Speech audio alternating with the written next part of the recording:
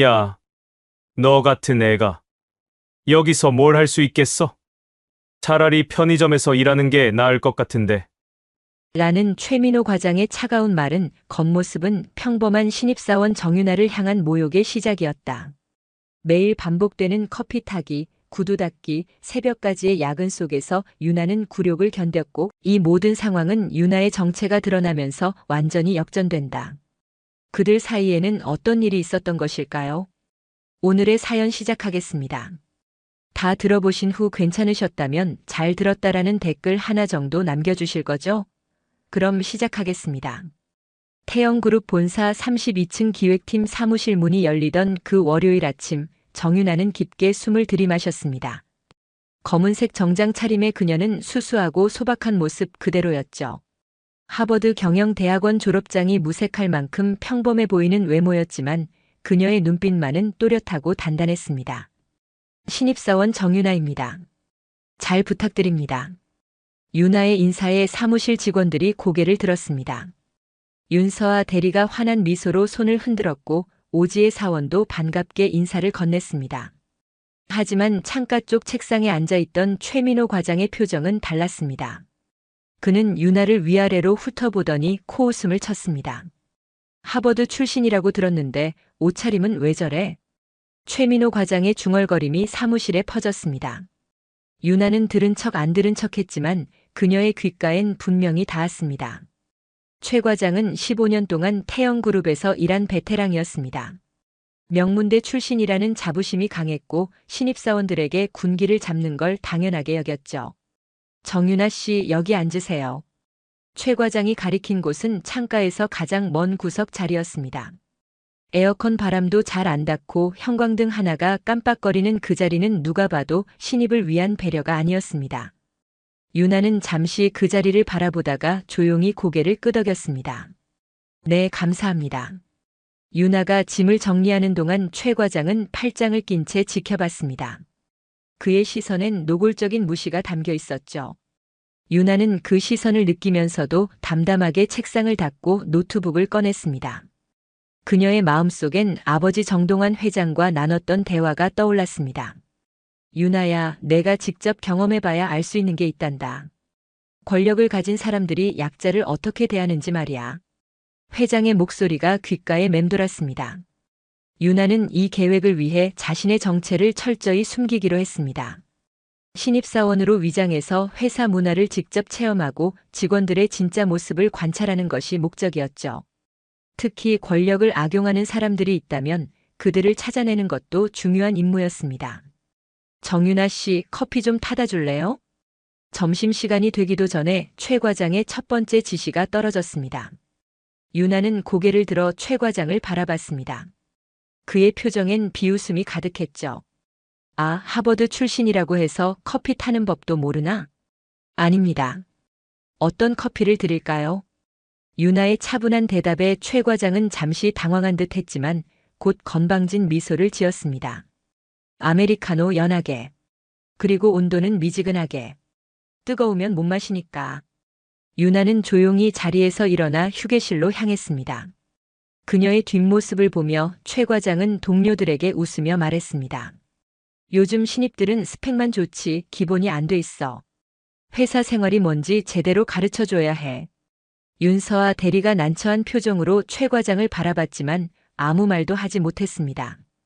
그녀는 최 과장의 성격을 잘 알고 있었죠. 한번 찍히면 끝까지 괴롭히는 스타일이었으니까요. 유나가 커피를 들고 돌아왔을 때 최 과장은 한 모금 마시더니 인상을 찌푸렸습니다. 이게 뭐야? 내가 연하게 하래서 물이나 탄 거야? 다시 타와. 유나의 손이 잠깐 떨렸지만 그녀는 커피잔을 도로 들고 휴게실로 향했습니다. 두 번째 커피를 내왔을 때도 마찬가지였습니다. 온도가 왜 이래? 미지근하게 하래서 시켜온 거야? 다시. 세 번째 커피를 타러 가는 유나의 등 뒤에서 오지혜 사원이 작게 한숨을 쉬었습니다. 하지만 아무도 나서지 않았습니다. 최 과장은 부장과 가까웠고 인사권에도 영향력을 행사할 수 있는 사람이었으니까요. 유나는 세 번째 커피를 건네며 최 과장의 얼굴을 똑바로 바라봤습니다. 그녀의 눈빛엔 분노도 좌절도 없었습니다. 그저 차분하게 관찰하는 시선뿐이었죠. 이번엔 괜찮네. 신입치곤 배우는 속도가 느린 편이야. 최 과장의 말에 유나는 대답 대신 조용히 고개를 숙였습니다. 그리고 자신의 자리로 돌아와 업무를 시작했습니다. 하지만 마음속으론 모든 상황을 기록하고 있었습니다. 최 과장의 말투, 행동, 그리고 다른 직원들의 반응까지 말이죠. 첫날부터 이 정도라면 앞으로 얼마나 더한 일들이 벌어질지 유나는 짐작할 수 있었습니다. 야, 정유나. 너 같은 애가 여기서 뭘 할 수 있겠어? 퇴근 시간이 가까워질 무렵 최 과장이 유나의 책상으로 다가왔습니다. 그의 목소리엔 냉소가 가득했죠. 차라리 편의점에서 일하는 게 나을 것 같은데. 거기선 커피 타는 법이라도 제대로 배울 수 있잖아. 유나는 천천히 고개를 들어 최 과장을 바라봤습니다. 그녀의 표정은 여전히 담담했지만 눈빛 깊은 곳에선 무언가 단단한 결심이 자리 잡고 있었습니다. 화요일 아침 유나는 평소보다 10분 일찍 출근했습니다. 어제의 일을 생각하면 일찍 나와서 준비하는 게 나을 것 같았거든요. 하지만 사무실 문을 열고 들어서는 순간 최 과장의 날카로운 목소리가 들려왔습니다. 정유나 씨, 지금 몇 시죠? 유나는 시계를 확인했습니다. 8시 50분이었습니다.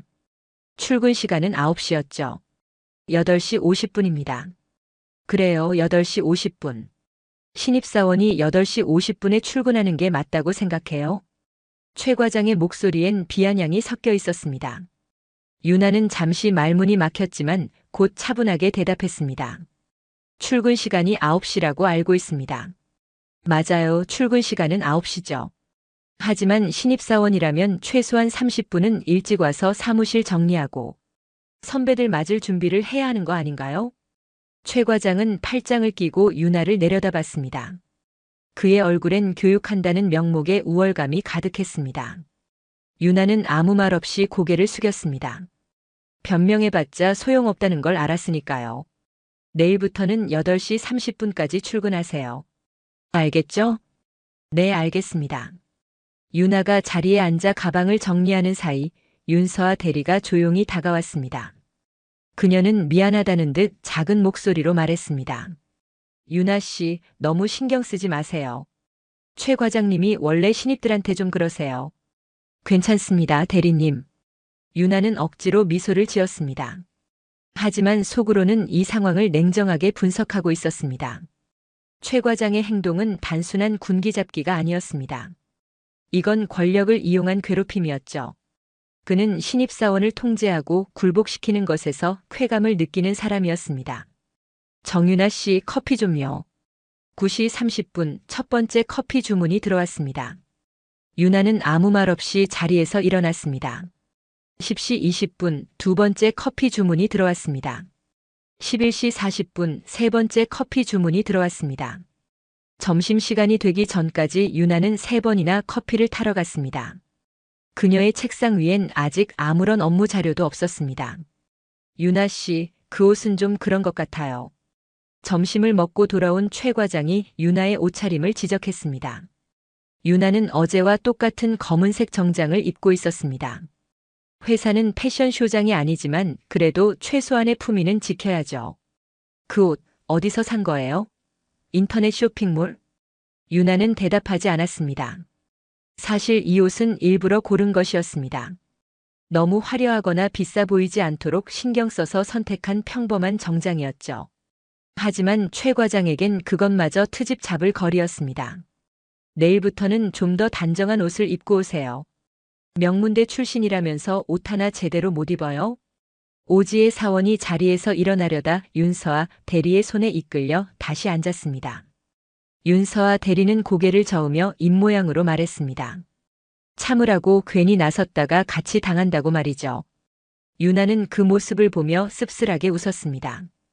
이게 바로 직장 내 괴롭힘이 지속되는 이유였습니다. 방관하는 사람들이 있기 때문이죠. 정유나 씨, 복사 좀 해줄래요? 오후 2시 최 과장이 두툼한 서류 뭉치를 유나의 책상 위에 던졌습니다. 이거 10부씩 복사하고 스테이플러로 정리해서 회의실에 갖다 놔요. 3시까지요. 유나는 서류를 들고 복사실로 향했습니다. 복사기 앞에 서서 한 장 한 장 복사하는 동안 그녀는 자신이 왜 이 자리에 있는지 다시 한번 되새겼습니다. 하버드 경영대학원에서 배운 건 경영 전략과 리더십이었습니다. 하지만 진짜 리더가 되려면 이론만으론 부족했습니다. 현장에서 직접 겪어봐야 하는 것들이 있었죠. 약자가 되어보지 않으면 약자의 고통을 이해할 수 없었습니다. 야, 복사 다 했어? 3시 5분 최 과장이 복사실 문을 열며 소리쳤습니다. 죄송합니다. 곧 끝납니다. 고지 언제예요? 3시까지라고 했잖아요. 시간 약속도 못 지켜요? 유나는 마지막 서류를 스테이플러로 정리하며 최 과장에게 건넸습니다. 최 과장은 서류를 받아들고 대충 훑어보더니 책상 위에 던졌습니다. 이게 뭐예요? 스테이플러를 왜 이렇게 비뚤어지게 찍어요? 다시 해요. 유나는 서류를 다시 들고 스테이플러를 하나하나 제거했습니다. 손가락에 힘을 줘서 철심을 빼내는 동안 손톱 밑이 아팠지만 표정은 변하지 않았습니다. 30분 후 다시 정리한 서류를 들고 왔을 때 최 과장은 힐끗 보더니 말했습니다. 이제 됐네요. 회의실에 갖다 놔요. 그리고 회의 시작 전에 물이랑 컵도 준비하고요. 유나는 고개를 끄덕이고 회의실로 향했습니다. 회의실 테이블을 닦고 의자를 정리하고 물과 컵을 준비하는 동안 시계는 어느새 4시 30분을 가리키고 있었습니다. 출근한 지 7시간 반이 지났지만 유나는 아직 자신의 본업이 뭔지도 모르는 상태였습니다. 오직 커피 타기, 복사하기, 회의실 준비하기만 반복했을 뿐이죠. 내일은 좀 나아질까요?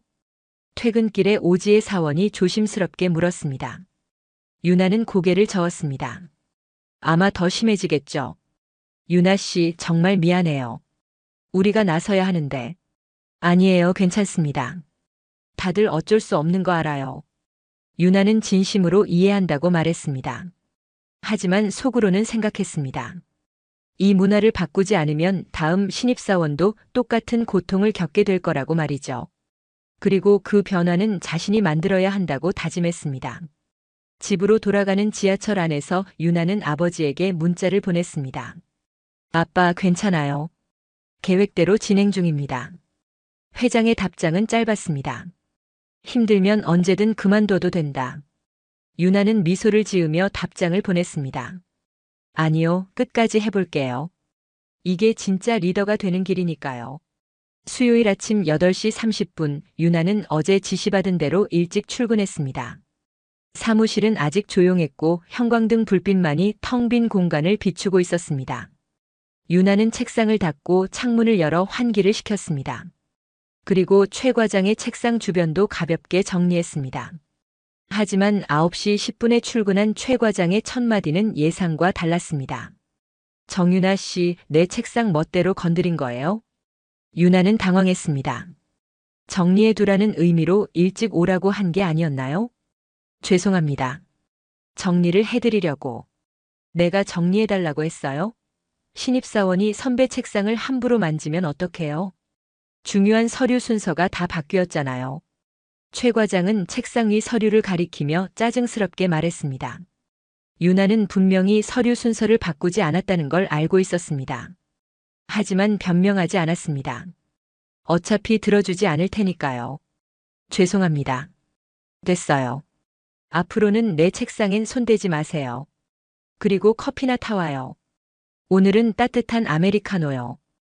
유나는 조용히 자리에서 일어나 휴게실로 향했습니다. 3번째 날이었지만 커피 주문은 여전히 계속됐습니다. 오전에만 2번, 점심 먹고 1번, 오후에 또 1번이었습니다.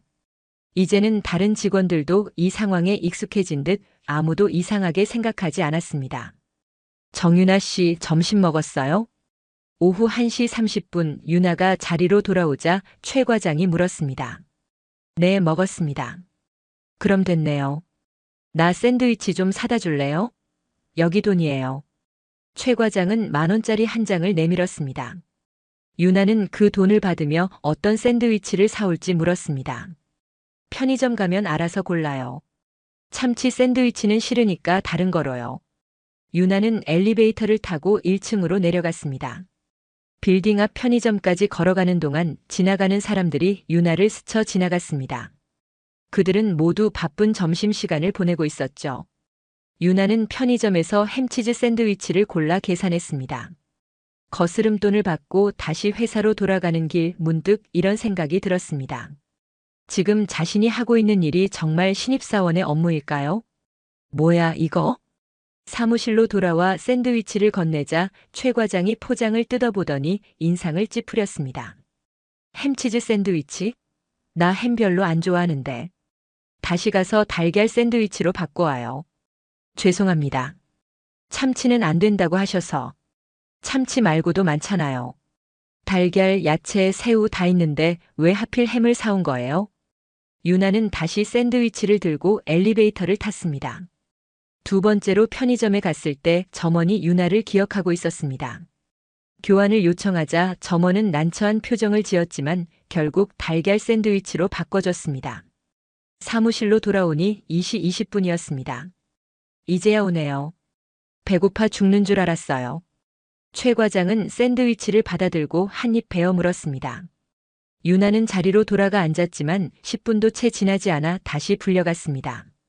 정유나 씨, 내 점심 도시락 좀 데워줄래요? 냉장고에 있어요. 유나는 냉장고에서 최 과장의 도시락을 꺼내 전자레인지에 돌렸습니다. 3분을 기다린 후 뜨거운 도시락을 조심스럽게 들고 왔습니다. 최 과장은 도시락 뚜껑을 열어보더니 고개를 끄덕였습니다. 온도는 괜찮네요. 그런데 이거 먹고 나면 설거지도 해야 하는데 정유나 씨가 해줄 수 있죠? 유나는 잠시 망설였습니다. 이건 명백히 개인적인 일이었습니다. 하지만 거절하면 또 어떤 트집이 돌아올지 뻔했습니다. 네, 알겠습니다. 오후 3시 최 과장이 빈 도시락통을 유나의 책상에 가져다 놨습니다. 기름기가 잔뜩 묻은 통을 들고 휴게실 싱크대로 가는 동안 유나는 입술을 깨물었습니다. 설거지를 하면서 물이 튀어 옷에 얼룩이 졌습니다. 하지만 어쩔 수 없었습니다. 다시 자리로 돌아왔을 때 최 과장이 유나를 불렀습니다. 정유나 씨, 내일 아침 중요한 미팅이 있어요. 구두 좀 닦아줄 수 있어요? 유나의 손이 잠깐 멈췄습니다. 구두 닦기까지요? 이건 정말 선을 넘는 일이었습니다. 하지만 최 과장은 태연하게 말을 이었습니다. 뭐 신입사원이 선배 구두 닦아주는 거 옛날엔 다 그랬어요. 요즘 애들은 그런 것도 모르나 본데. 휴게실에 구두약이랑 솔 있으니까 거기서 닦으면 돼요. 윤서아 대리가 자리에서 일어나려 했지만 최 과장의 눈빛에 다시 주저앉았습니다. 유나는 최 과장의 구두를 들고 휴게실로 갔습니다. 낡은 검은색 구두를 바닥에 놓고 솔에 구두약을 묻혀 닦기 시작했습니다. 손에 구두약이 묻었지만 개의치 않았습니다. 1번, 2번, 3번 유나는 기계적으로 솔질을 반복했습니다. 이게 바로 권력의 남용이구나. 유나는 속으로 중얼거렸습니다. 최 과장은 자신의 지위를 이용해 신입사원을 마치 하인처럼 부리고 있었습니다. 업무와 관련 없는 개인적인 일들을 시키며 굴욕감을 주는 것이죠. 이건 교육도 아니고 군기도 아니었습니다. 그저 약자를 짓밟는 행위였습니다. 구두를 닦으며 유나는 다짐했습니다. 이 모든 걸 기억하겠다고 그리고 반드시 바로잡겠다고 말이죠. 다 닦았어요? 유나가 구두를 들고 나오자 최 과장이 물었습니다. 네, 여기 있습니다. 최 과장은 구두를 받아들고 이리저리 살펴봤습니다. 그럭저럭 괜찮네요. 처음 치곤 잘했어요. 앞으로 일주일에 한 번씩 닦아주면 되겠어요. 일주일에 한 번씩이요? 유나는 아무 말도 하지 않았습니다. 대신 속으로 숫자를 세기 시작했습니다. 이제 4일 남았습니다. 정체를 밝히기까지 단 4일만 더 견디면 됐습니다. 오늘 야근해야 할 것 같은데 정유나 씨도 남을 수 있죠? 퇴근 시간 10분 전 최 과장의 지시가 떨어졌습니다. 무슨 일을 도와드리면 될까요? 일은 없어요. 그냥 신입사원은 선배가 야근하면 같이 있어야죠. 분위기 파악 좀 해요. 유나는 순간 기가 막혔지만 표정엔 드러내지 않았습니다. 일도 없는데 그냥 앉아있으라는 말이었습니다. 다른 직원들이 하나둘 퇴근하는 동안 유나는 책상에 앉아 최 과장을 지켜봤습니다. 최 과장은 느긋하게 인터넷을 검색하고 전화 통화를 하고 간식을 먹으며 시간을 보냈습니다. 정작 일다운 일은 하나도 하지 않았죠. 정유나 씨 심심하면 업무 매뉴얼이나 읽어요. 신입사원이 배울 게 많잖아요. 밤 10시 최 과장이 말했습니다. 유나는 고개를 끄덕이고 서랍에서 매뉴얼을 꺼냈습니다. 하지만 글자가 눈에 들어오지 않았습니다. 이 시간이 얼마나 무의미한지, 얼마나 비효율적인지 유나는 너무나 잘 알고 있었습니다. 자정이 되어서야 최 과장은 가방을 챙기며 말했습니다. 오늘은 여기까지 할게요. 수고했어요. 목요일 아침 유나는 평소처럼 8시 30분에 출근했습니다. 하지만 오늘은 다른 날과 달랐습니다.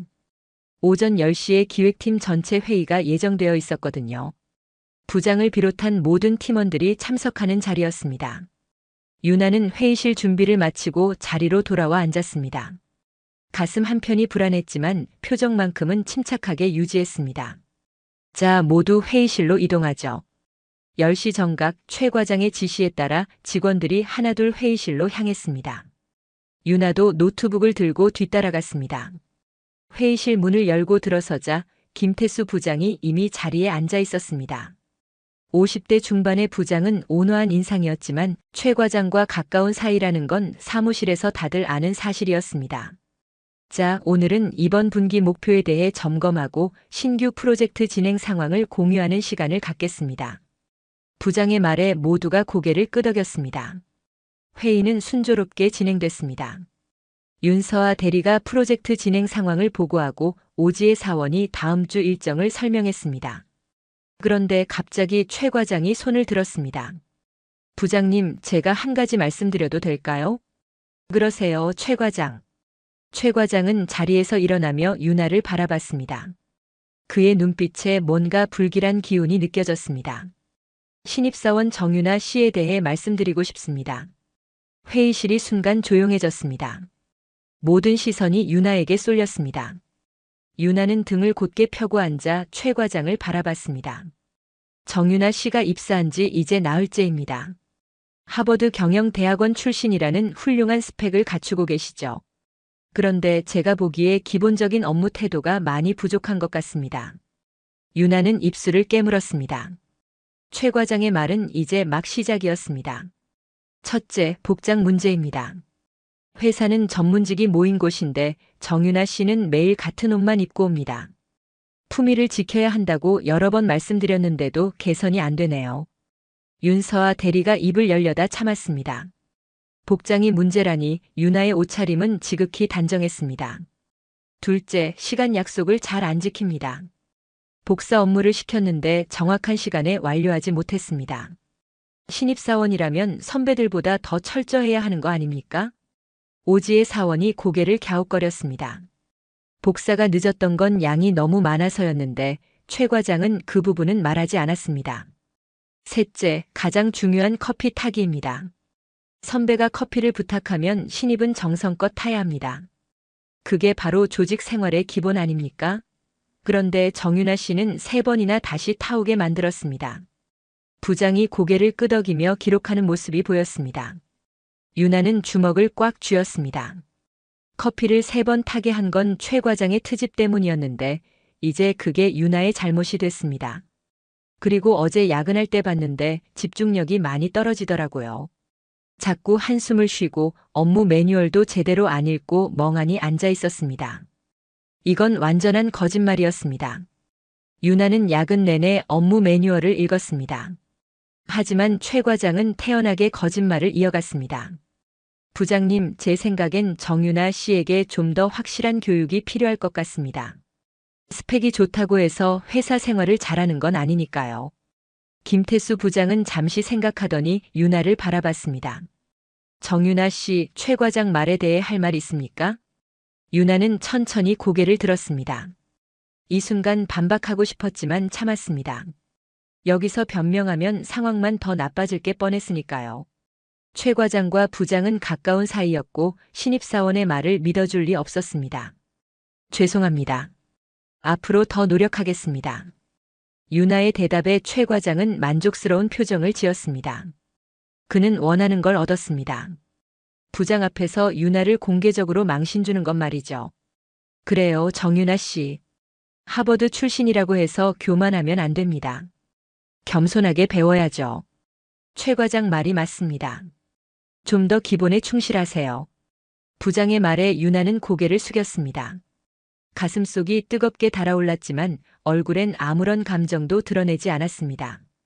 회의가 끝나고 사무실로 돌아왔을 때 윤서아 대리가 조용히 다가왔습니다. 유나 씨 괜찮아요? 네, 괜찮습니다. 하지만 괜찮지 않았습니다. 공개적인 망신은 육체적 괴롭힘보다 더 고통스러웠습니다. 모든 동료들 앞에서 무능한 사람으로 낙인 찍힌 기분이었으니까요. 하지만 유나는 참아냈습니다.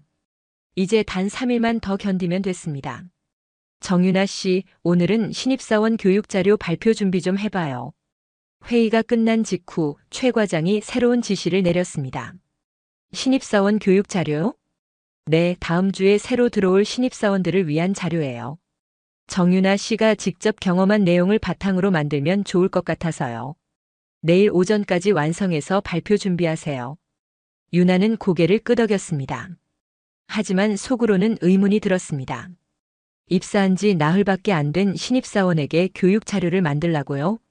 게다가 하루 만에 완성하라니 이건 또 다른 괴롭힘의 시작처럼 느껴졌습니다. 자료 형식은 어떻게 하면 될까요? 알아서 하세요. 신입사원이면 그 정도는 스스로 판단할 수 있어야죠. 최 과장은 아무런 가이드라인도 주지 않았습니다. 유나는 자리로 돌아와 노트북을 켰습니다. 신입사원 교육 자료라면 회사 소개, 업무 프로세스, 조직 문화 등을 담아야 할 텐데 자신은 아직 제대로 된 업무를 배운 적도 없었습니다. 커피 타기, 심부름, 구두 닦기만 했을 뿐이죠. 이걸 어떻게 만들라는 거지? 유나는 한숨을 쉬며 인터넷 검색을 시작했습니다.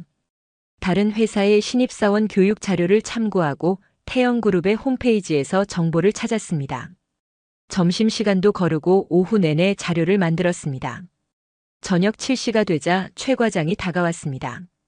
정유나 씨, 자료 진행 상황 좀 볼까요? 유나는 노트북 화면을 돌려 보여줬습니다.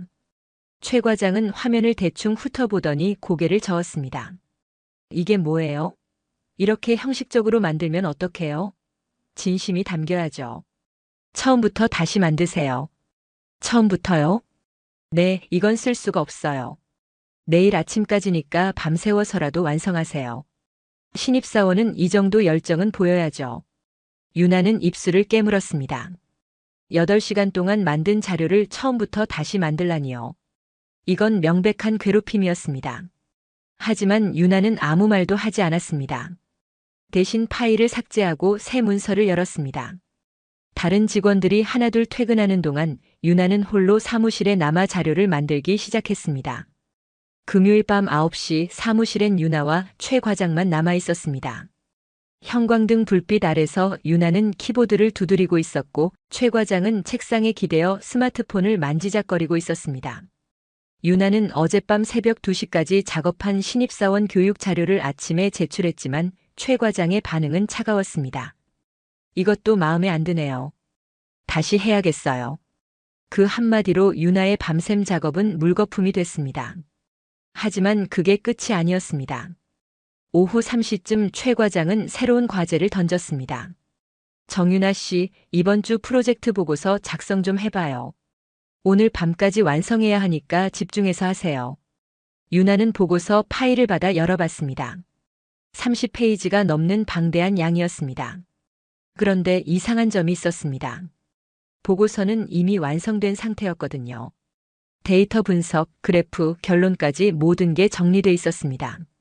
과장님, 이 보고서는 이미 완성된 것 같은데요. 아, 그거요? 형식이 마음에 안 들어요. 글꼴도 바꾸고 레이아웃도 새로 짜고 그래프 색상도 다 바꿔야 해요. 처음부터 다시 만드세요. 유나는 순간 말문이 막혔습니다. 완성된 보고서를 형식만 바꾸겠다고 처음부터 다시 만들라니요. 이건 업무가 아니라 시간 낭비였습니다. 알겠습니다. 하지만 유나는 대답했습니다. 거절하면 더 큰 트집이 돌아올 게 뻔했으니까요. 보고서 작업을 시작한 지 1시간쯤 지났을 때 최 과장이 다가왔습니다. 정유나 씨, 커피 좀요. 오늘은 카페라테로요.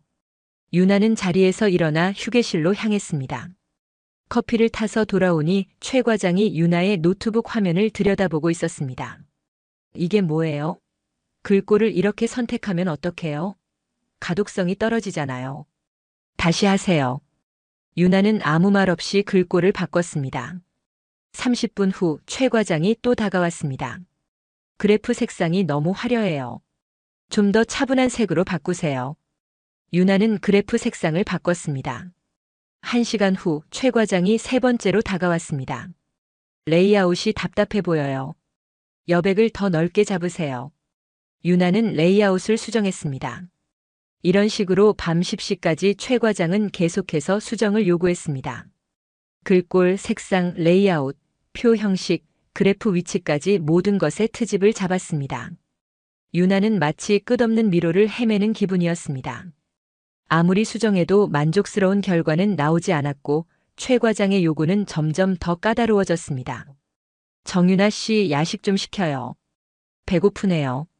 밤 11시 최 과장이 말했습니다. 무엇을 드시고 싶으신가요? 치킨이요. 후라이드 반 양념 반으로 시키고 콜라도 2개 시켜요. 유나는 스마트폰으로 치킨을 주문했습니다. 30분 후 배달이 왔고 유나는 치킨을 들고 사무실로 올라왔습니다. 최 과장은 치킨 상자를 열어보더니 만족스러운 표정을 지었습니다. 정유나 씨도 먹어요. 같이 먹으면서 이래요. 괜찮습니다. 저는 배가 안 고파서요. 사실 유나는 저녁도 제대로 먹지 못했습니다. 하지만 최 과장과 함께 치킨을 먹고 싶지 않았습니다. 최 과장은 혼자 치킨을 먹으며 계속해서 지시를 내렸습니다. 정유나 씨, 이 부분 데이터 다시 확인해봐요. 숫자가 이상한 것 같은데. 유나는 데이터를 확인했습니다. 숫자는 정확했습니다.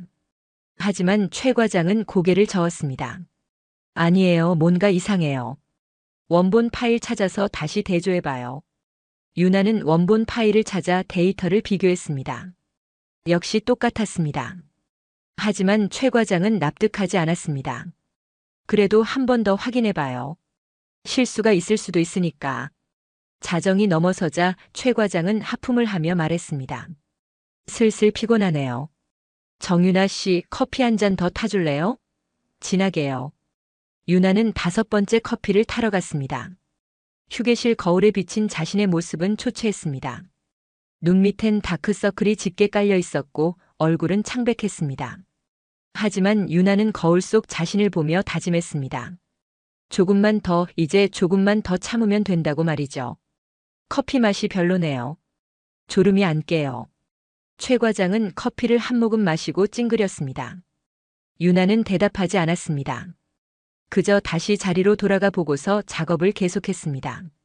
새벽 1시 최 과장이 유나의 노트북 화면을 들여다봤습니다. 정유나 씨, 이거 뭐예요? 내가 몇 번을 말했는데 아직도 이 모양이에요? 유나는 지쳐서 대답할 힘도 없었습니다. 하지만 최 과장은 멈추지 않았습니다. 하버드 출신이라는 게 믿기지 않네요. 이 정도 보고서도 제대로 못 만들어요? 정말 실망이에요. 최 과장의 목소리는 점점 더 높아졌습니다. 유나는 손을 떨며 키보드를 두드렸습니다. 눈물이 핑 돌았지만 억지로 참았습니다. 울면 진다는 걸 알았으니까요. 이 상황에서 눈물을 보이면 최 과장은 더욱 기세등등해질 게 뻔했습니다. 처음부터 다시 하세요. 이건 도저히 쓸 수가 없어요. 새벽 1시 30분 최 과장은 잔인한 선고를 내렸습니다. 유나는 화면을 바라봤습니다. 밤새 만든 보고서가 거기 있었습니다. 하지만 최 과장의 명령에 따라 유나는 파일을 닫았습니다. 그리고 새 문서를 열었습니다. 손가락이 떨렸지만 멈출 수 없었습니다. 다시 시작해야 했습니다. 야, 너 왜 그렇게 느려? 최 과장의 비난이 계속됐습니다. 다른 신입들은 이런 거 금방 하던데 너만 유난히 못하네. 하버드는 뭐하러 간 거야? 돈 낭비했네. 유나는 입술을 깨물었습니다. 모욕적인 말들이 끊임없이 쏟아졌지만 그녀는 참았습니다. 화면만 바라보며 기계적으로 타이핑했습니다. 최 과장은 책상에 기대어 유나를 지켜봤습니다. 그의 얼굴엔 만족스러운 미소가 번졌습니다. 신입사원을 마음대로 다룰 수 있다는 우월감, 자신의 권력을 과시할 수 있다는 쾌감이 그의 표정에 고스란히 드러났습니다. 이제 알겠어요? 회사 생활이 얼마나 힘든지. 스펙 좋다고 다가 아니에요. 여기선 내가 상사고 넌 신입이에요. 그걸 명심하세요. 새벽 2시가 가까워지자 최 과장의 휴대폰이 울렸습니다. 그는 화면을 확인하더니 표정이 굳어졌습니다. 발신자는 회장 비서실 강 부장이었습니다. 여보세요? 최 과장의 목소리가 떨렸습니다. 최 과장님, 지금 당장 회장님 집무실로 올라오시겠습니까? 강 부장의 목소리는 차갑고 단호했습니다. 최 과장은 순간 얼어붙었습니다. 새벽 2시에 회장실 호출이라니 이건 심상치 않은 일이었습니다. 지금요? 무슨 일이신지. 올라오시면 아실 겁니다. 5분 안에 오십시오. 전화가 끊겼습니다. 최 과장은 휴대폰을 쥔 채 멍하니 서 있었습니다. 유나가 고개를 들어 최 과장을 바라봤습니다. 그의 얼굴은 창백했고 이마엔 식은땀이 맺혀 있었습니다. 정유나 씨, 나 잠깐 다녀올게요. 여기서 계속 작업하고 있어요. 최 과장은 재킷을 걸치고 서둘러 사무실을 나갔습니다. 엘리베이터를 타고 최상층으로 올라가는 동안 그의 머릿속은 복잡했습니다. 회장을 직접 만난 적은 몇 번 없었습니다. 그나마도 전체 조회나 시상식 같은 공식 석상에서였죠. 개인적으로 호출받은 건 처음이었습니다. 게다가 새벽 2시라니 뭔가 큰일이 터진 게 틀림없었습니다. 엘리베이터 문이 열리고 회장실 앞 복도가 나타났습니다. 강 부장이 문 앞에 서서 기다리고 있었습니다. 50대 후반의 강 부장은 20년 넘게 정동환 회장을 보좌해온 측근이었습니다. 들어가시죠. 강 부장이 문을 열었습니다. 최 과장은 숨을 깊이 들이마시고 회장실 안으로 들어갔습니다. 넓은 집무실 안쪽 거대한 책상 뒤에 정동환 회장이 앉아 있었습니다. 60대 중반의 회장은 날카로운 눈빛으로 최 과장을 바라봤습니다. 최민호 과장 맞습니까? 네, 회장님. 기획팀 최민호입니다. 최 과장은 허리를 깊이 숙였습니다. 회장의 목소리는 낮고 무거웠습니다. 15년 근속이라고 들었습니다. 그동안 수고 많았어요. 감사합니다, 회장님. 그런데 최 과장 궁금한 게 있어서 이 시간에 불렀습니다. 회장이 책상 위 서류를 집어들었습니다. 최 과장은 무슨 서류인지 알 수 없었지만 불길한 예감이 들었습니다. 우리 회사 신입사원 교육 매뉴얼에 이런 항목이 있던가요? 커피 타기, 구두 닦기, 샌드위치, 심부름, 설거지 이런 것들 말입니다. 최 과장의 얼굴이 하얗게 질렸습니다. 회장은 계속 말을 이었습니다. 아니면 이게 요즘 예의범절 교육 방식입니까? 신입사원한테 밤새 의미 없는 보고서 수정을 시키고 공개 석상에서 망신을 주고 거짓말로 무능한 직원으로 몰아가는 게 교육인가요? 회장님. 그게. 최 과장은 변명을 하려 했지만 목소리가 떨렸습니다. 회장은 손을 들어 그를 제지했습니다. 변명은 나중에 들을 겁니다. 지금 당장 32층 기획팀 사무실로 내려가십시오. 그리고 정유나 씨에게 사과하세요. 진심으로요. 죄송합니다, 회장님. 제가 잘못했습니다. 최 과장은 무릎을 꿇었습니다. 하지만 회장은 냉정하게 말했습니다. 나한테 사과할 게 아니라 정유나 씨한테 사과해야죠. 당장 내려가서 사과하고 내일 아침까지 해명서를 제출하십시오. 그동안의 모든 행위에 대해 상세히 기록해서 말입니다. 네, 알겠습니다. 최 과장은 비틀거리며 일어났습니다. 머릿속이 하얗게 변했습니다. 도대체 어떻게 된 일일까요? 누가 회장에게 보고한 걸까요? 정유나가 직접 신고했을까요? 아니면 다른 직원이 고발했을까요? 혼란스러운 생각들이 머릿속을 휘감았습니다. 최 과장, 한 가지만 더 물어보겠습니다. 회장이 자리에서 일어났습니다. 그는 창가로 걸어가 서울 야경을 바라보며 말했습니다. 당신은 왜 그랬습니까? 신입사원을 왜 그렇게 괴롭힌 겁니까? 최 과장은 대답할 수 없었습니다. 사실 명확한 이유가 있었던 건 아니었습니다. 그저 습관이었습니다. 신입사원은 당연히 선배에게 복종해야 한다는 잘못된 생각, 자신의 권력을 과시하고 싶은 욕구, 그리고 누군가를 통제할 수 있다는 쾌감이 그를 움직였을 뿐이었습니다. 대답이 없군요. 그럼 내려가서 정유나 씨한테 직접 물어보십시오. 당신이 왜 그랬는지 말입니다. 최 과장은 허리를 숙이고 회장실을 나왔습니다. 엘리베이터를 타고 내려가는 동안 그는 온몸이 떨렸습니다. 공포와 수치심이 동시에 밀려왔습니다. 회장에게 직접 질책을 받다니 이건 경력의 치명적인 오점이었습니다. 아니, 오점을 넘어서 해고될 수도 있는 상황이었습니다. 32층에 도착해 사무실 문을 열었을 때 유나는 여전히 책상에 앉아 있었습니다. 그녀는 고개를 들어 최 과장을 바라봤습니다. 최 과장은 그 눈빛에서 뭔가 다른 걸 느꼈습니다. 더 이상 무기력한 신입사원의 눈빛이 아니었습니다. 차분하고 단단한 무언가를 꿰뚫어 보는 듯한 시선이었습니다. 정유나 씨. 최 과장은 다가갔습니다. 유나는 자리에서 일어나 그를 마주했습니다. 미안합니다. 제가 잘못했습니다. 최 과장은 허리를 숙였습니다. 하지만 유나는 아무 반응도 보이지 않았습니다. 그저 조용히 서 있을 뿐이었습니다. 정말 죄송합니다. 제가 너무 심했습니다. 용서해 주십시오. 최 과장의 목소리는 떨렸습니다. 하지만 그건 진심 어린 사과가 아니었습니다. 회장에게 들킨 게 두려워서 처벌이 무서워서 하는 사과였습니다. 유나는 그걸 알고 있었습니다. 그녀는 천천히 입을 열었습니다. 과장님, 제가 누군지 아십니까? 네. 그게 무슨... 정식으로 인사드릴게요. 유나는 명함을 꺼내 최 과장에게 건넸습니다. 명함을 받아든 최 과장의 손이 떨렸습니다. 명함에는 이렇게 쓰여 있었습니다. 태영그룹 기획팀 총괄 이사 정유나. 그리고 그 아래 작은 글씨로 추가 정보가 적혀 있었습니다. 태영그룹 회장 정동환의 딸. 최 과장의 얼굴에서 핏기가 완전히 사라졌습니다. 명함이 손에서 떨어졌습니다. 그는 뒷걸음질 치다 책상에 부딪혔습니다.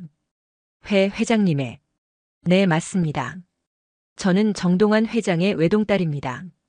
유나의 목소리는 차분했습니다. 하버드 경영대학원을 졸업하고 본래는 기획팀 총괄 이사로 발령받을 예정이었습니다. 하지만 아버지와 상의해서 계획을 바꿨습니다. 최 과장은 그 자리에 주저앉았습니다. 다리에 힘이 풀려버렸거든요. 회장의 딸이라니 지난 나흘간 자신이 한 모든 행동들이 머릿속을 스쳐 지나갔습니다. 커피 타기, 구두 닦기, 샌드위치 심부름, 공개적인 망신 주기, 밤샘 야근 강요까지 말이죠. 왜 진작 말씀하지 않으셨습니까? 최 과장의 목소리는 떨렸습니다. 유나는 그를 내려다보며 대답했습니다. 말씀드렸다면 과장님은 저를 어떻게 대하셨을까요? 아마 극진하게 모셨겠죠. 커피도 직접 타다 주시고 불편한 건 없는지 물어보시고 최고의 자리를 배정해 주셨을 겁니다. 유나는 잠시 말을 멈췄습니다. 그리고 천천히 말을 이었습니다. 하지만 그건 진짜 모습이 아니잖아요. 저는 과장님의, 아니, 우리 회사 사람들의 진짜 모습이 궁금했습니다. 권력을 가진 사람들이 약자를 어떻게 대하는지 직접 경험하고 싶었어요. 최 과장은 고개를 들 수 없었습니다. 유나의 말 한마디 한마디가 가슴에 박혔습니다. 아버지께서 말씀하셨습니다. 진짜 리더가 되려면 약자의 고통을 이해해야 한다고요. 책상 위에서 보고서만 읽어선 절대 알 수 없는 것들이 있다고요. 죄송합니다. 정말 죄송합니다. 최 과장은 바닥에 이마를 찌을 듯이 절했습니다. 하지만 유나는 한 걸음 물러섰습니다. 과장님, 지금 사과하시는 건 진심입니까? 아니면 제가 회장의 딸이기 때문입니까? 최 과장은 대답할 수 없었습니다. 유나의 질문은 전곡을 찔렀습니다. 그는 유나가 회장의 딸이라서 사과하는 것이지 진정으로 자신의 잘못을 뉘우쳐서가 아니었습니다. 만약 제가 평범한 신입사원이었다면요? 백도 없고 힘도 없는 그냥 신입사원이었다면 과장님은 어떻게 하셨을까요? 유나의 질문에 최 과장은 아무 말도 하지 못했습니다. 아마 계속 괴롭혔을 겁니다. 사과는커녕 더 심한 일을 시켰을지도 모릅니다. 이게 바로 문제입니다. 상대가 누구냐에 따라 태도가 달라지는 것. 약자에겐 함부로 대하고 강자에겐 굽신거리는 것. 그게 바로 이 회사가 바꿔야 할 문화입니다. 유나가 말을 마치자 사무실 문이 열렸습니다. 정동환 회장과 강 부장이 들어왔습니다. 최 과장은 재빨리 일어나 허리를 숙였습니다. 회장님. 회장은 최 과장을 지나쳐 유나에게 다가갔습니다. 유나야, 괜찮니? 네, 아빠. 괜찮아요. 회장은 딸의 얼굴을 살폈습니다. 눈 밑에 다크서클, 창백한 얼굴이 눈에 들어왔습니다. 분노가 치밀어 올랐지만 회장은 감정을 억눌렀습니다. 대신 최 과장을 돌아봤습니다. 최 과장, 내 딸이 지난 나흘간 뭘 겪었는지 들었습니다. 강 부장이 매일 보고했거든요. 최 과장은 얼굴이 새하얗게 질렸습니다. 매일 보고를 받았다니 그럼 회장은 처음부터 모든 걸 알고 있었다는 말이었습니다. 사실 중간에 몇 번 중단시킬까 생각했습니다. 내 딸이 고생하는 걸 보고만 있기가 힘들었거든요. 회장의 목소리에 감정이 묻어났습니다. 하지만 유나가 끝까지 해보고 싶다고 했습니다. 진짜 현장을 경험해야 진짜 변화를 만들 수 있다고요. 그래서 참았습니다. 내 딸이 참는데 아버지인 나도 참아야죠. 회장은 최 과장 앞으로 다가갔습니다. 최 과장, 당신은 15년 동안 이런 식으로 신입사원들을 대했습니까? 아니면 유나만 특별히 심하게 괴롭힌 겁니까? 죄송합니다, 회장님. 변명의 여지가 없습니다. 변명은 듣고 싶지 않습니다. 사실만 말하세요. 다른 신입사원들도 이렇게 대했습니까? 최 과장은 고개를 숙였습니다. 대답은 침묵이었지만 그 침묵이 모든 걸 말해줬습니다. 그렇군요. 당신은 15년 동안 얼마나 많은 신입사원들을 괴롭혔습니까? 그들 중 몇 명이나 이 회사를 떠났을까요? 당신 때문에 회사를 그만둔 사람들이 얼마나 될까요? 회장의 질문에 최 과장은 아무 대답도 할 수 없었습니다. 유나가 입을 열었습니다. 아빠, 제가 한 가지 말씀드려도 될까요? 그래, 유나야. 저는 이번 경험을 통해 확실히 알게 됐어요. 문제는 한 사람이 아니라는 걸요. 유나는 최 과장을 바라봤습니다. 과장님만의 문제가 아니에요. 이런 문화를 방관한 모든 사람들의 문제예요. 저를 동정하면서도 아무도 나서지 않았어요. 왜냐하면 두려웠으니까요. 자기도 피해를 볼까 봐요. 유나의 말에 회장이 고개를 끄덕였습니다. 맞는 말이다. 한 사람을 징계한다고 해서 문화가 바뀌진 않아. 하지만 시작은 해야지. 회장은 강 부장을 바라봤습니다. 강 부장, 내일 아침 긴급 임원회의를 소집하세요. 그리고 인사팀에 지시하세요. 직장 내 괴롭힘 신고 센터를 만들고 익명 신고 시스템을 구축하라고요. 피해자가 보복 걱정 없이 신고할 수 있는 환경을 만들어야 합니다. 알겠습니다, 회장님.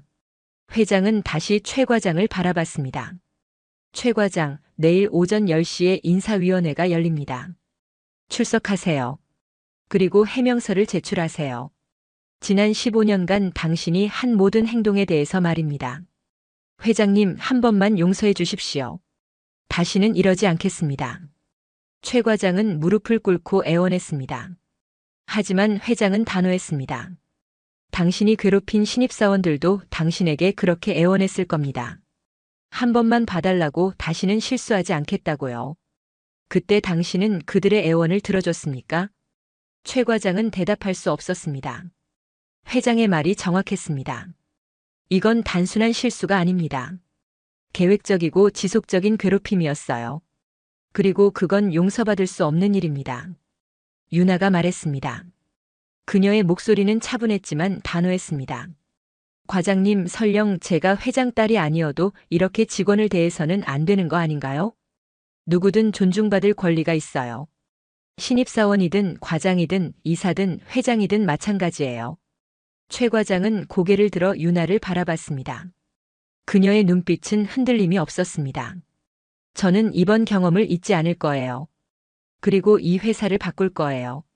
모든 직원이 존중받고 행복하게 일할 수 있는 회사로 만들 겁니다. 다음 주 월요일 아침 태영그룹 본사는 발칵 뒤집혔습니다. 주말 사이 소문이 퍼졌거든요. 회장의 딸이 신입사원으로 위장해서 입사했다는 이야기, 그리고 기획팀에서 벌어진 일들에 대한 소문이 회사 전체로 번졌습니다. 직원들은 수군거렸고 복도에선 작은 목소리로 대화가 오갔습니다. 들었어? 정유나 씨가 회장님 딸이래. 진짜? 그럼 최 과장님은 어떻게 되는 거야? 인사위원회 열린대. 오늘 오전에 32층 기획팀 사무실은 긴장감이 흘렀습니다. 윤서아 대리와 오지의 사원은 일찍 출근해서 불안한 표정으로 앉아 있었습니다. 그들은 유나를 돕지 못한 것에 대한 죄책감을 느끼고 있었습니다. 우리도 뭔가 했어야 했는데. 윤서아 대리가 작게 중얼거렸습니다. 오지의 사원이 고개를 끄덕였습니다. 맞아요. 보고만 있었잖아요. 저도 너무 후회돼요. 오전 9시 사무실 문이 열리고 유나가 들어왔습니다. 하지만 지난주의 수수한 모습은 온데간데 없었습니다. 그녀는 세련된 네이비 정장을 입고 있었고 머리는 깔끔하게 정돈되어 있었습니다. 무엇보다 눈빛이 달랐습니다. 더 이상 위축된 신입사원의 눈빛이 아니라 자신감 넘치는 리더의 눈빛이었습니다. 좋은 아침입니다, 여러분. 유나의 인사에 직원들이 일제히 일어났습니다. 윤서아 대리가 먼저 다가왔습니다. 유나 씨, 아니 이사님. 정말 죄송해요. 우리가 도와드렸어야 했는데. 아니에요, 대리님. 괜찮아요. 사실 저도 여러분이 나서주길 바라지 않았어요. 진짜 현실을 경험하고 싶었으니까요. 유나는 미소를 지으며 대답했습니다. 오지의 사원도 다가와 고개를 숙였습니다. 이사님, 저희도 반성하고 있어요. 앞으로는 이런 일이 생기면 꼭 나서겠습니다. 고마워요. 그게 바로 제가 원하는 변화예요.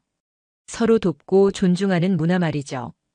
오전 10시 인사위원회가 열렸습니다. 회의실에는 정동환 회장을 비롯해 인사 담당 임원, 법무팀장, 그리고 외부 노무 전문가까지 참석했습니다. 최 과장은 떨리는 손으로 해명서를 제출했습니다. 하지만 그의 해명은 변명에 불과했습니다. 신입사원 교육 차원에서 한 일이었습니다. 악의는 없었습니다. 인사 담당 임원이 서류를 넘기며 물었습니다. 교육 차원이라고요? 커피 3번 타오게 하기 샌드위치. 2번 사오게 하기 구두 닦기 이게 교육입니까? 그건. 게다가 여기 보니까 완성된 보고서를 의미 없이 수정하게 하고 밤새 작업하게 만들었다고 나와 있네요. 이것도 교육입니까? 최 과장은 대답할 수 없었습니다. 법무팀장이 끼어들었습니다. 최 과장, 이건 명백한 직장 내 괴롭힘입니다. 근로기준법 위반이고 민사상 손해배상 책임도 물을 수 있는 사안이에요. 회의실 문이 열리고 유나가 들어왔습니다. 최 과장은 고개를 들 수 없었습니다. 유나는 회의 테이블에 앉으며 침착하게 말했습니다. 저는 오늘부터 기획팀 총괄 이사로 정식 업무를 시작합니다. 그리고 첫 번째 결정은 최민호 과장의 징계에 관한 것입니다. 유나는 서류를 펼쳤습니다. 지난 나흘간의 기록을 정리했습니다. 최 과장의 행위는 단순한 실수나 교육 방식의 문제가 아닙니다. 계획적이고 지속적인 괴롭힘이었어요. 그리고 이는 우리 회사가 절대 용인할 수 없는 행위입니다. 유나는 최 과장을 바라봤습니다. 과장님, 제가 회장의 딸이 아니었다면 어떻게 하셨을까요? 아마 계속 괴롭히셨겠죠. 그리고 다음 신입사원이 오면 또 똑같이 하셨을 거예요. 최 과장은 고개를 숙였습니다. 유나는 말을 이었습니다. 저는 과장님 한 사람을 징계하려는 게 아닙니다. 이런 문화 자체를 바꾸려는 겁니다. 그 시작으로 과장님의 해고를 제안합니다. 회의실이 조용해졌습니다. 해고라는 단어가 무겁게 가라앉았습니다. 인사 담당 임원이 물었습니다. 이사님, 15년 근속자를 해고하는 건 쉽지 않은 결정인데요. 알고 있습니다. 하지만 15년 동안 얼마나 많은 신입사원들이 과장님 때문에 상처받았을까요? 그들의 15년은 중요하지 않나요? 유나의 반문에 임원은 더 이상 말하지 못했습니다. 회장이 입을 열었습니다. 유나 이사의 제안에 동의합니다. 최민호 과장은 즉시 해고 처분합니다. 그리고 퇴직금은 법정 최소 금액만 지급하세요. 회의가 끝나고 유나는 32층 기획팀 사무실로 돌아왔습니다. 전 직원이 모여 있었습니다. 유나는 그들 앞에 섰습니다. 여러분, 정식으로 인사드리겠습니다. 태영그룹 기획팀 총괄 이사 정유나입니다. 직원들이 박수를 쳤습니다. 유나는 미소를 지으며 말을 이었습니다. 지난주 저는 신입사원으로서 여러분과 함께 일했습니다. 그리고 많은 걸 배웠어요. 이 회사에, 이 팀에 무엇이 필요한지 말이죠. 유나는 잠시 숨을 고르고 말했습니다. 저는 모든 직원이 존중받는 회사를 만들고 싶습니다. 직급이나 나이, 경력에 관계없이 모두가 동등하게 의견을 말할 수 있는 곳이요. 그리고 괴롭힘이나 부당한 대우가 있다면 언제든 말할 수 있는 환경을 만들 겁니다. 윤서아 대리가 손을 들었습니다. 이사님, 구체적으로 어떤 변화를 계획하고 계신가요? 좋은 질문이에요, 대리님. 첫째, 익명 신고 시스템을 구축할 겁니다. 누구든 부당한 대우를 받으면 보복 걱정 없이 신고할 수 있어요. 둘째, 정기적인 팀 미팅을 통해 서로의 의견을 공유할 겁니다. 셋째, 성과 평가 시스템을 개선해서 실력과 노력이 제대로 평가받도록 할 거예요. 오지혜 사원이 물었습니다. 이사님, 우리도 도울 수 있는 일이 있을까요? 물론이죠. 여러분이 가장 중요한 역할을 하실 겁니다. 서로를 존중하고 부당한 일을 보면 목소리를 내는 거예요. 방관하지 않는 것, 그게 바로 변화의 시작입니다. 유나는 창가로 걸어갔습니다. 서울 도심이 내려다 보이는 창 너머로 햇살이 비쳤습니다. 사실 제가 신입사원으로 위장한 건 아버지의 제안이었어요. 처음엔 망설였습니다. 괴롭힘을 당할 거라는 걸 알면서도 참아야 한다는 게 쉽지 않았거든요. 유나는 직원들을 돌아봤습니다. 하지만 경험해보니 알겠더라고요. 리더는 책상 위에서 만들어지는 게 아니라는 걸요. 현장에서 사람들과 함께 호흡하면서 만들어지는 거예요. 유나의 말에 직원들이 고개를 끄덕였습니다.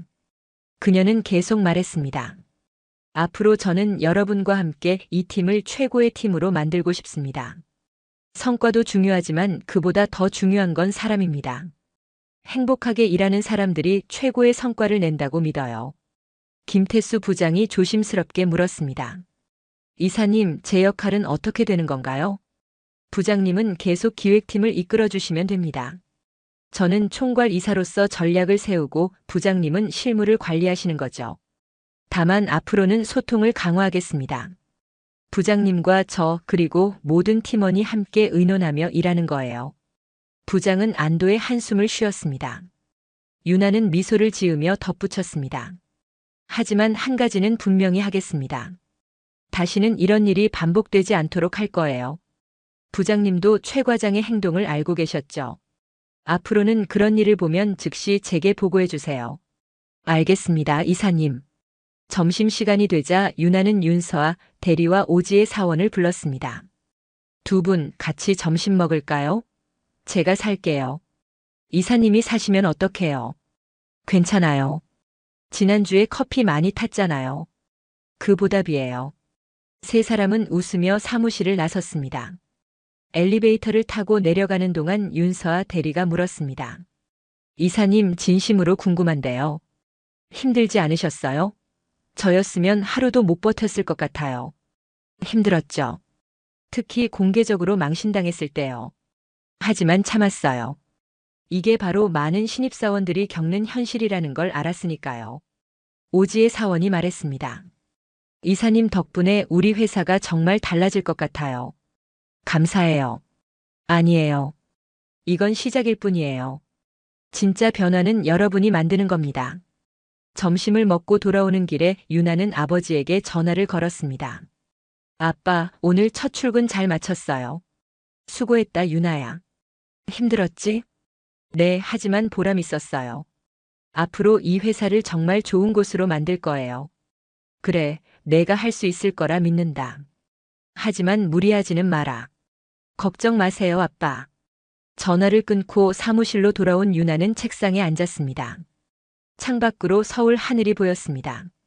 파란 하늘 위로 흰 구름이 천천히 흘러가고 있었습니다. 유나는 지난 일주일을 떠올렸습니다. 굴욕적이고 힘든 시간이었지만 그 시간이 자신을 더 강하고 현명한 리더로 만들어줬습니다. 설령 회장 딸이 아니어도 이렇게 직원을 대해서는 안 되는 거 아닌가요? 유나는 회장실에서 했던 자신의 말을 떠올렸습니다. 그 말이 바로 이번 경험의 핵심이었습니다. 모든 사람은 존중받을 자격이 있습니다. 직급이나 배경에 관계없이 말이죠.